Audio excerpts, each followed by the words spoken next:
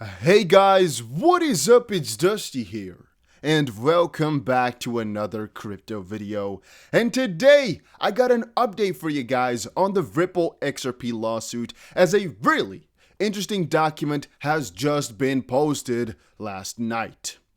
Ripple v SEC. Well, Ripple has responded to the SEC's efforts to duck the judge's order to produce internal Bitcoin, Ether, and XRP documents. This first part logically refers to the SEC, who has been fighting to not give out all the information regarding Bitcoin, Ether, and XRP, and Ripple now given a response saying, well, we do want those documents. We already kind of speculated about all of this yesterday. I told you guys I am extremely bullish, specifically for the day after these kind of lawsuit things become public. Right now, we're already seeing a little bit of a green day. I cannot say if this will continue on, but logically, we have another important day coming up the 30th, so things should be looking good. Again, that is my thoughts. Little side note, guys, make sure you press the like button on these videos because it helps out with the YouTube algorithm. And if you aren't yet, make sure you subscribe to the channel too. Like, why not? You're missing out. That's all I'm saying. So, regarding those documents, replies to SEC use of secret foreign discovery and response to SEC news claim that internal SEC docs are irrelevant. So this right now, the 28th, is basically the start of things, and the 30th is going to be kind of a second layer to it. How does that work? Well, right now it's basically the Ripple response to an SEC argument, and then the 30th is going to be a hearing with a judge talking mostly about the SEC contacting foreign regulators, right?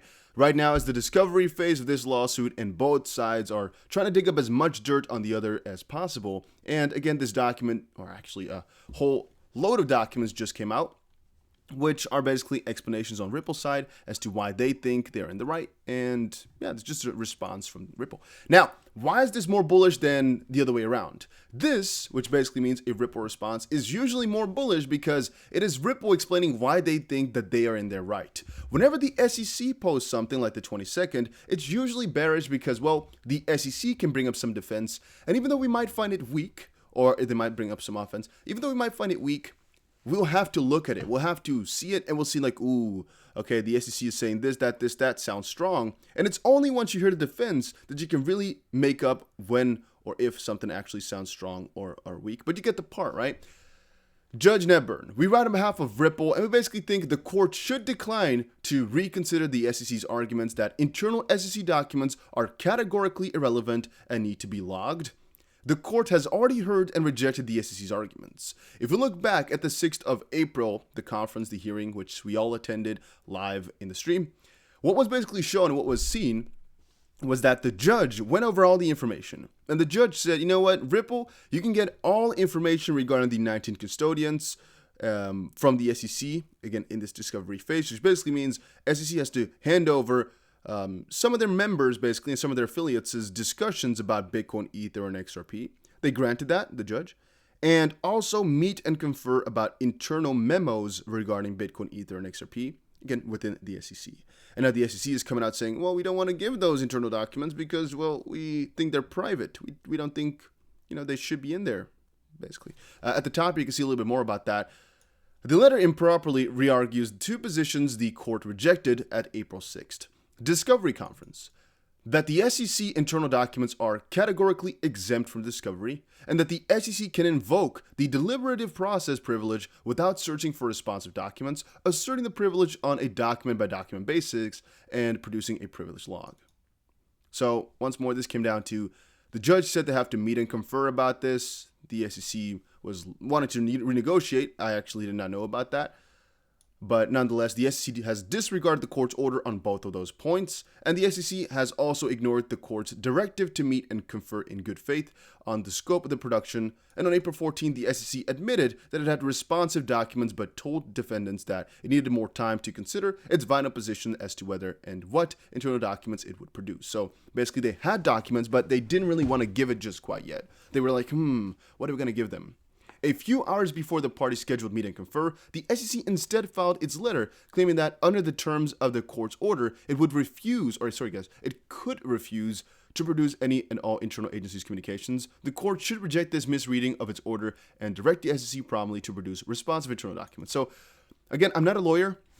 But the way it currently stands is like the SEC is just trying something to kind of see if the judge is dumb, because the way that Ripple has written this down, the lawyer over there, is like, well, the SEC doesn't have this right. They're trying something, but they don't have it. They're trying to mislead and mislead, or misread, basically, make something.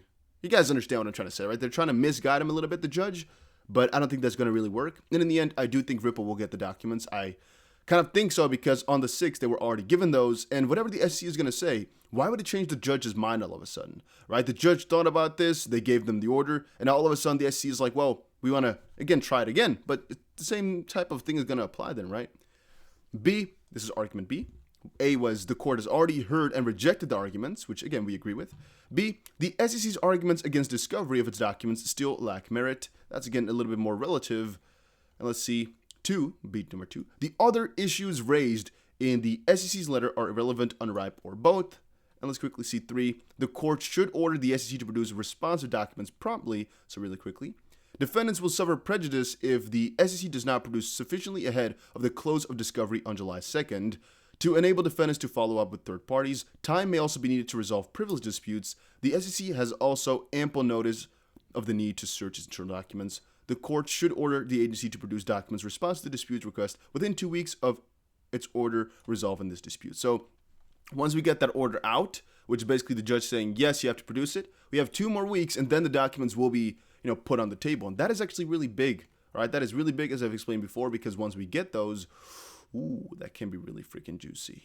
And this is, again, kind of the past once more. We're putting up things, Exhibition A. It's like kind of the backstory behind some of these things, right? And here was also said that the first part of this all is really the same. It's only the last part where actually he replied to somebody who said, the first 2 docs appear identical but have different document numbers. Am I missing something? James said, the letters are identical, but docket entry 138 has only Exhibit A attached. Docket entry 142 has both Exhibits A and B attached. I posted both for completeness. So in the end, guys, you only need to read one. It's basically the same thing, but it just has a little bit more of a complete feel to it, I guess. Wait, this one, maybe? Yeah, this one, I guess, has A and B, and the other one only has A. And then this one is, let's quickly see here, Ripple response to SEC. Okay, yeah. So this is, wait, let's actually read it properly here because it might be the other way around. But let's quickly see. This is Ripple response to SEC argument that internal SEC documents A are not discoverable. 2 is Ripple response to SEC efforts to duck discovery. Okay, so those are 2 of the same, I think. I would think so, right? Yeah, logically those 2 are the same. And then number 3 is Ripple's response to the SEC improper use of foreign discovery requests, which is basically more so what the 30th is going to be about this lawsuit date. So once more, that's kind of the difference here between the 2. Just quickly had to check because I might have messed up the order, but no, this one is 8 pages long. The SEC's MOU requests are not voluntary and are immune to court supervision. Courts must supervise foreign discovery during litigation. The parties must develop the factual record on an equal playing field, and any delay of the SEC is of the SEC's own making. In the 6 weeks since the meet and confer process began, the SEC has not provided any information to defendants, and I think that's what it comes down to. Yeah. So a little summary for all of you that do not know.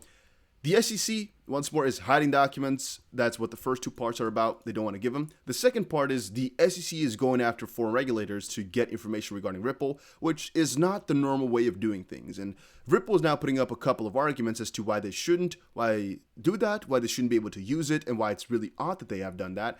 One of them, for example, being the court should decide whether or not they can use it. But again, the 30th, so in 2 days from now, or actually tomorrow, there's going to be a verdict about that, so do not worry. We'll get an answer really, really shortly here. Having said that, once more, my price idea was actually really bullish. Throughout the night here, we came down to about 128 per... Oh, this is actually last night already. No, so this night was actually only bullish, I'm actually noticing now. So this was last night. No, we've actually only gone up since last night. I've already explained to you guys all. I'm extremely bullish. I'm extremely happy with all of this. I think Bitcoin is going to be losing its dominance. I think the dominance right now is actually below 50 as well. And that means from now forward, I think altcoins would definitely very far outperform Bitcoin. Still don't think altcoin season is really over or really actually apparent too much. I think altcoins are really going to start running at one point or another from now on forward. And again, if you're asking me what's going to happen in regards to the lawsuit, I still think Ripple is going to win it on the sense that the XRP will be considered not a security. Ripple might pay a hefty fine though. This article read, XRP lawsuit update, Ripple accuses SEC of ignoring court's unambiguous directive. Yeah, and it's basically what we just said, right? It's basically what we just said. SEC is trying to hide some stuff, and Ripple wants to have it. And right now, the court has to decide it. Its court statements that the SEC had an obligation to produce a privileged log were not invitations for the SEC to tell defendants that it will produce nothing, log nothing, and re-argue its opposition to any internal document discovery at all. Yet that is exactly what the SEC has done. So they're basically trying to hide something which they were ordered to give. Strange. So we're going to talk about that the 30th, and there's going to be a live stream tomorrow. And by the way, guys, Ripple planning for IPO? Question mark. I'm going to talk about that a little bit later because you guys have been requesting this like crazy, but I have my own little thoughts on this one, so I want to share that with you guys. So stick around, make sure you are subscribed. An update on the Ripple IPO is coming out later today.